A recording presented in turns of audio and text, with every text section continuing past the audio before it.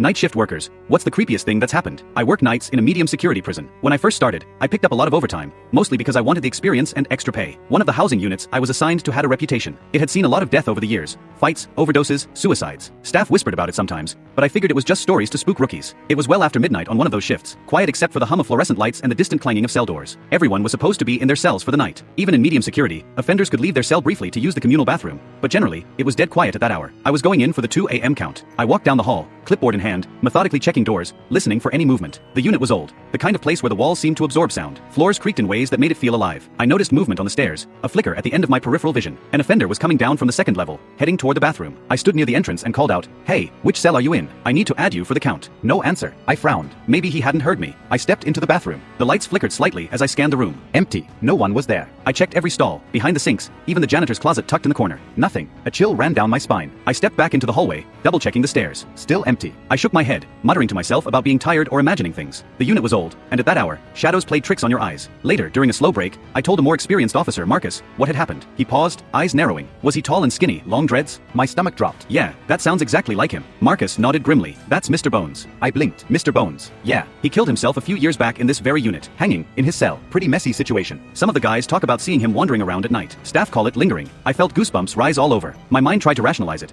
Maybe someone just matched the description. Maybe it was fatigue. Maybe it was the way shadows moved on the walls. But it wasn't. The figure I'd seen had moved with the same cadence I remembered from the old files we were briefed on during orientation. After that, I kept a closer eye during counts, never ignoring movement, even when it seemed impossible. Several nights later, I was walking the same hall and thought I saw him again. A flash of tall, skinny figure, dreadlocks bouncing slightly, moving down the stairs to the bathroom. My heart raced, and I called out, "Nothing." I waited, stepped forward, and when I reached the bathroom, it was empty again. Marcus told me later that others had reported similar experiences. He said he had seen him once himself, back when he was a rookie. A tall figure appearing out of nowhere in the hallways, disappearing just as quickly. No one questioned it too much. Staff get used to things like that. The prison has its own energy, its own history. I never saw him do anything aggressive or threatening. He didn't interact with staff, didn't make noise beyond the occasional sound of movement. It was just presence, watching, existing in the same spaces he had before. I started noticing it in small ways. The subtle sense of being watched in the empty hall, the faint echoes in the stairwell that didn't match footsteps. One time, I heard what sounded like a door closing down a hallway that I had just locked. I turned. Empty. My radio buzzed from the opposite side of the unit with no one on the line. It's been years since that first encounter, but the memory sticks. Every time I walk the old housing unit at night, I remember the way he moved, the absence of sound behind him, and the way I felt standing at that bathroom door, calling out for a body that wasn't there. Other officers shrug it off. Some laugh it off as rookie nerves. But I know what I saw. Mr. Bones isn't the only story people tell about that unit,